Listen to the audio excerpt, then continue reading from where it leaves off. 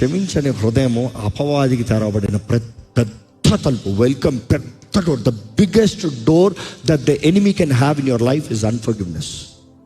Remember this, mark this. The biggest door that the enemy can have is unforgiveness. ఈరోజు విశ్వాసులు అంటారు I forgive, కానీ మళ్ళీ రానే ఆ రోజు unforgiveness. Don't talk about wounds. Forgiveness. When you forgive, God will heal you.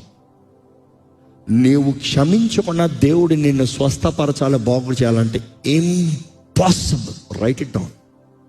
Impossible. నువ్వు ఎప్పుడైతే క్షమిస్తావో అప్పుడు నీకు స్వస్థత, అప్పుడు నీ జీవితం బాగు చేయబడుతుంది.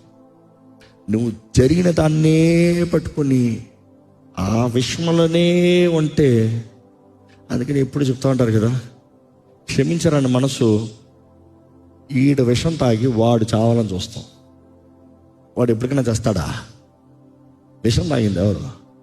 నువ్వు చేస్తావు. ఈరోజు చాలామంది గ్రహిస్తలే. దేవుడు న్యాయవంతుడు నువ్వు నమ్మితే నువ్వు వెంటనే క్షమిస్తావు. దేవుడు నీ పక్షాన కార్యం చేస్తాడని నమ్మితే, దేవుడిని నువ్వు నిజంగా నమ్మేవన్న రుజువు వెంటనే క్షమిస్తావు.